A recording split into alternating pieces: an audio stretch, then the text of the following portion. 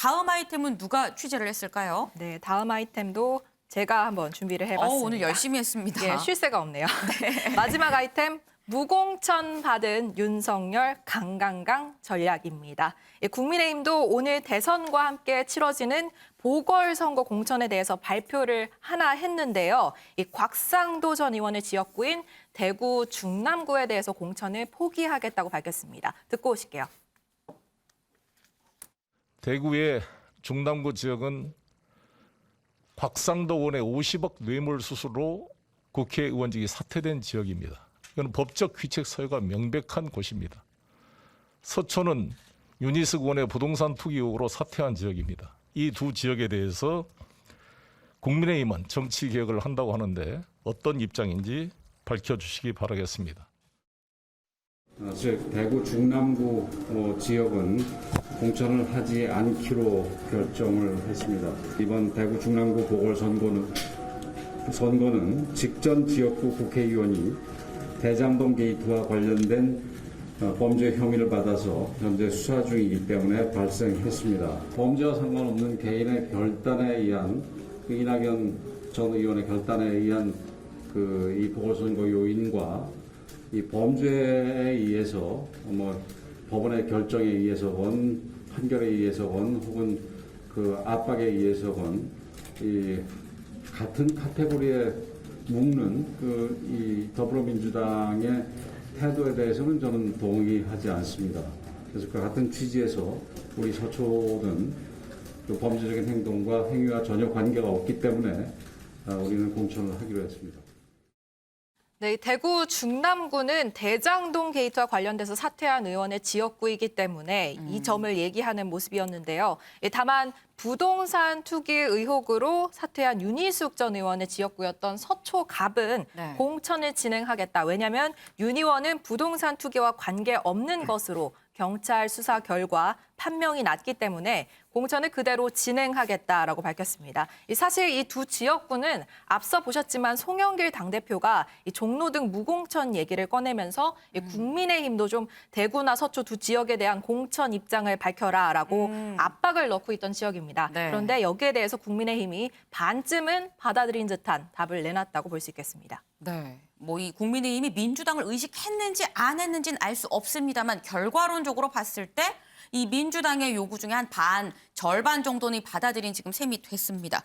근데 또 한편으로 지금 무공천하기로 한 그 지역, 대구 중 남구 지역을 보면 홍준표 의원이 이 윤석열 후보한테 그 지역 내 측근한테 좀 이 공천을 주시오라고 얘기를 했었던 그런 부분이기도 합니다. 이현정 위원님, 네. 이번 이 무공천 결정이 민주당을 더 의식한 걸까요? 홍준표 의원을 더 의식한 걸까요? 일단 민주당의 전적인 이제 이 쇄신 공세, 정치 변화 공세 여기에 뭔가라도 대응을 해야 된다. 아마 그런 네. 차원에서 이제 무공천 결정을 한 것 같습니다. 왜냐하면 민주당은 후보를 다 안 내겠다고 이야기를 하는데 본인들은 후보를 내게 되면 명분상으로도 일단 밀리지 않습니까? 그래서 아마 여러 가지 이제 고민을 한 것 같은데 그 고민 중에서 일단 대구 중남구 같은 경우는 현재로서 봐서는 국민의힘의 지금 후보 예비 후보가 한 20명 가까이 됩니다. 어휴. 그리고 또 여기는 국민의힘 압도적인 우세 지역이기 때문에 그래서 여기는 누가 나와도 일단 나중에 복당을 하더라도 국민의힘이 될 수 있다는 판단을 한 것 같아요. 또 하나는 지금 내부에 만약에 공천을 하게 되면 내부의 여론조사나 이걸 통해서 공천을 해야 되는데 지금 여기가 워낙 후보가 많다 보니까 자칫하면 내부 갈등의 소지가 솔직히 있습니다. 지금 조금 아까 말씀드렸던 그 이야기했듯이 여기 지금 홍준표 의원이 본인의 측근인 이진훈 전 구청장을 이제 공천해달라 요청을 했지 않습니까? 네. 근데 그 요구도 사실은 이제 어떤 면에서 안 들어줄 경우도 좀 문제가 되고 들어줘도 그렇죠. 문제가 돼요. 이제 그런다면 아예 그럼 이 공천에 대해서는 그냥 우리는 손 떼겠다. 그냥 각자 알아서 하십시오라고 이야기를 하면 결국 살아서 돌아오는 사람이 우리 당에 들어오십시오. 이긴 사람 내 편. 라고 해도 네. 이제 당 전체로 봐서는 큰 무리가 없다. 그런 판단한 것 같아요. 그래서 일단 공천 과정에 일단 당이 개입하지 않는 선에서 하는데 이렇게 되면 아마 후보가 굉장히 난립할 가능성이 있습니다. 이제 그렇게 누가 하더라도 좀 복잡한 지경이고 서초 같은 경우는 자칫하면 여기에 이제 지금 윤희숙 의원은 명분은 윤희숙 의원은 이제 지금 현재 부동산 관련해서 무죄가 됐거든요. 무혐의가 됐기 때문에 일단 공천한 명분을 하지만 자칫 서초도 공천하지 않게 되면 여기도 야당 후보가 난립할 가능성이 있어요. 이미 뭐 여러 명의 야당 후보가 나서고 있거든요. 네. 반대로 그러면 여기는 한편으로 보면 여당 후보가 유리해질 수 있습니다. 즉 1대 다 구도가 돼버리면 고정표를 갖고 있는 여당 후보가 당선될 가능성이 높거든요. 그래서 여기는 공천을 할 수밖에 없는 상황이에요. 즉 그래서 이제 공천을 해서 결국은 하겠다는 취지로 보면 결국은 이제 이번 재보궐선거 같은 경우는 여당의 입장에서 보면 본인들의 어떤 귀책 사유가 있는 게 한 3군데가 되니까 거기는 후보를 안 내므로 해서 명분을 삼는 것이고 그렇다 하더라도 지금 의석이 173석이거든요. 그러니까 뭐 이거 줘도 큰 무리는 없다는 거거든요. 국정 운영에 큰 무리가 없다는 것이고 야당 입장에서 보면 상당히 공천의 골치 아픈 중남구는 그냥 무공천으로 남겨두고 대신 서초를 이제 공천함으로 해서 실리를 얻겠다. 이제 그런 차원으로 저는 해석을 하고 싶습니다. 네, 지금 이현정 위원께서 굉장히 좀 날카롭게 지금 분석을 해주셨습니다.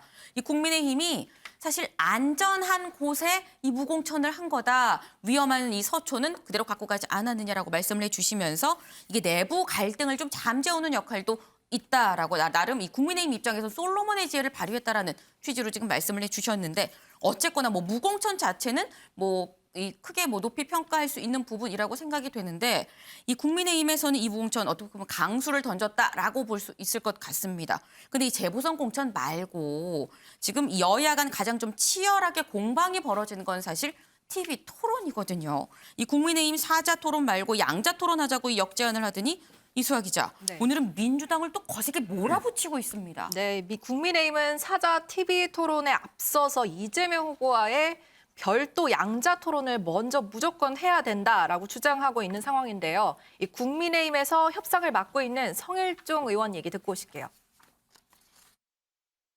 민주당은 사자 토론을 끌어들여 양자 토론을 피하지 마시기 바랍니다. 31일 양자 토론과 다자 토론을 같이 하자고 하는 것은 각 당 후보에 대한 각 당 후보와 국민에 대한 예의가 아니며 토론을 안 하겠다라고 하는 것입니다. 사자 토론 커튼 뒤에 이재명 후보가 숨지 마시기 바랍니다. 민주당은 즉각 31일 오후 7시부터 할 수 있는 1대1 토론을 수용해 주시기 바랍니다.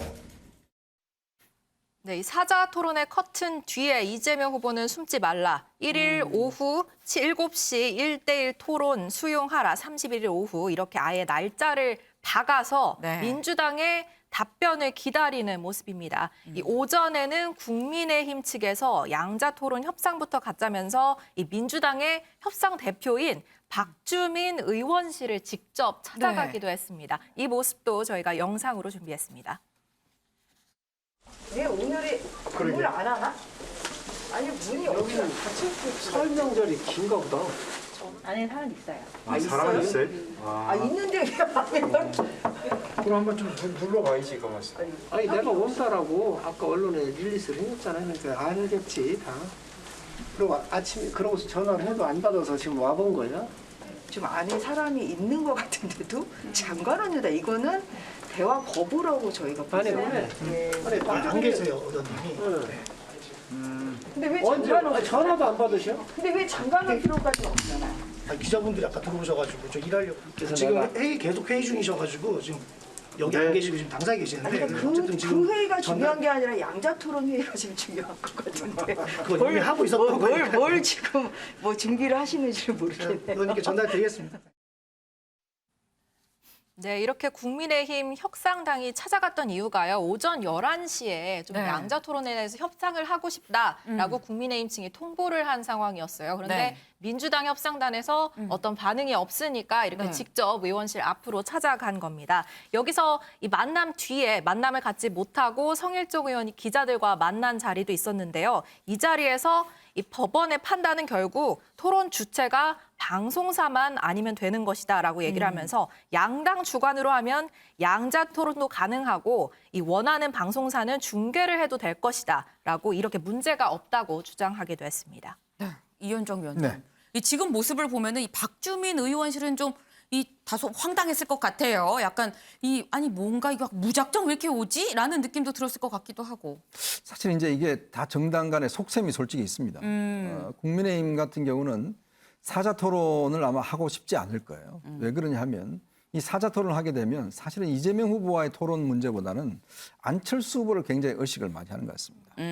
이 안철수 후보가 사자 토론이 이루어지면 이 단일화 국면으로 가지 않습니까? 그러니까 본인 입장에서 보면 오히려 이재명 후보보다는 윤석열 후보의 공격을 굉장히 많이 할 겁니다.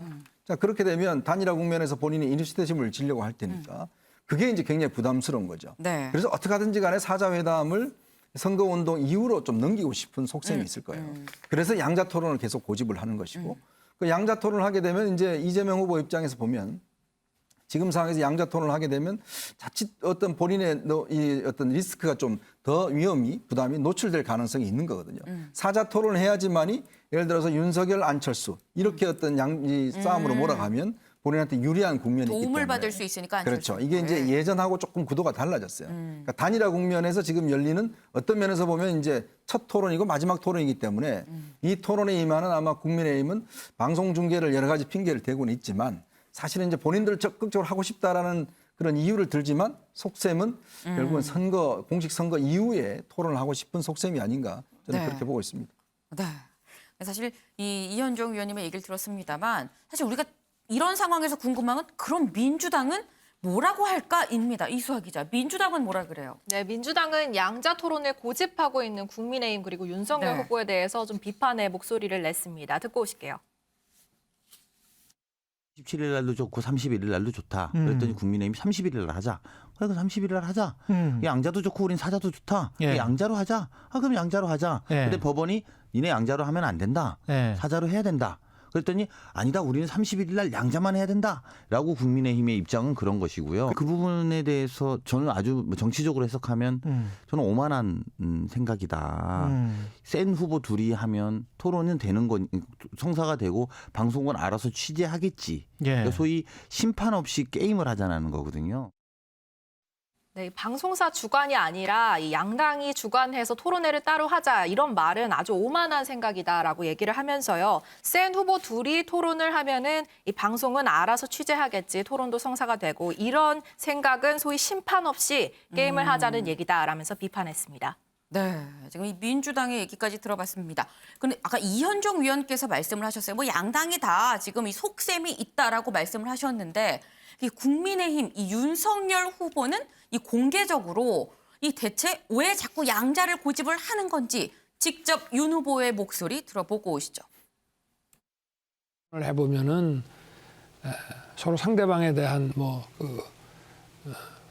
다른 점들 이런 것들이 좀 부각이 되는데 사자 8인 이렇게 토론을 해보니까 아마 거의 시청자들도 남는 게 잘 없으신 것 같고 각자 자기의 그 어떤 정견이라는 것이 그런 걸 제대로 좀 드러내기가 어렵더라고요. 맞수 토론이 서로 다른 점을 부각하고 국민들께 자기의 입장을 제대로 설명할 수 있는 국민들께 보여드릴 수 있는 더 유용한 그 토론 방식이 아니냐 하는 생각에는 변함이 없습니다. 네, 윤석열 후보 지금 이 양자 토론이 더 유용한 토론이다라는 이유에서 지금 양자를 주장한다라는 얘기였는데 어쨌거나 지금 상황으로 보면 정말 극단입니다. 이 설 연휴의 사자 토론 물 건너간 것 같은데요, 유호정 기자. 네, 그래서 국민의당과 정의당에서는 네. 그러면 3명이라도 모이자, 3자 토론이라도 하자라는 입장을 밝힌 상황이고요. 네. 안철수 심상정 후보는 윤석열 후보를 연일 비판하고 있습니다. 안철수 후보 자신과 토론하는 게 뭐가 무서운지 모르겠다며 민주주의의 부정이다. 법원 결정이 있었는데도 그걸 무시한다는 건 민주주의 리더로서 자격이 있는지 의심된다라고 비판을 했고요. 네. 심상정 후보 역시 선거법 위반이라고 강하게 비판하면서 양자 토론 꼼수로 도망가지 말고 사자 토론에 나오셔도 됩니다. 심상정은 물지 않습니다라고 얘기를 네. 했습니다. 네, 심상정은 물지 않습니다. 좀 오죽하면 또 이런 얘기까지 했을까 하는 생각이 들기도 한데 은영미 위원님, 네. 어쨌거나 최소한 사자 토론은 확실하게 물 건너가 보이는 그런 상황입니다. 사자 토론이 물 건너 갔을 때 이 가장 득을 보는 후보 그리고 피해를 보는 후보 좀 이렇게 짧게 딱 정리를 해주신다면. 네, 일단은 뭐 양자 토론을 지금 31일에 하자는 거잖아요. 네. 만약에 이재명 후보가 받아들여서 설 연휴 기간에 양자 토론만 성사될 경우가 있겠죠. 그런 경우에는 윤석열 후보만 좋은 거예요. 한마디로 네. 자기만 좋자고 지금 이러고 있는 거거든요. 윤석열 후보지만. 네. 아니 안철수 후보는 지금 윤석열 후보와의 더 좋은 정권 교체 대안이라는 걸 보여주기 위해서 토론을 하려고 하는데 그걸 설 연휴 때 못하게 막는 거예요. 사실은 배제하겠다라는 거고. 심상정 후보도 사실 토론할 기회가 있어야지 그나마 지지율이라도 조금 더 올려보고 네. 그렇게 할 텐데 지금 그런 수 없는 상황이 된 거잖아요. 네. 이재명 후보는 그냥 중립이에요. 일단 토론만 하면 돼. 왜냐면은 뭐 누구를 공격하기보다는 그동안 자기가 하고 싶은 말 그리고 자기가 안정적인 지도자라는 모습을 이번 토론에서 보여주려고 하는 거거든요. 정책 설명할 기회 그리고 자기한테 제기된 각종 의혹에 대한 해명. 그러니까 양자 토론을 하든 다자 토론을 하든 이재명 후보는 그냥 토론만 하면은 뭐 괜찮은 거예요. 그래서 양자도 좋다, 다자도 좋다, 또 토론도 잘하니까.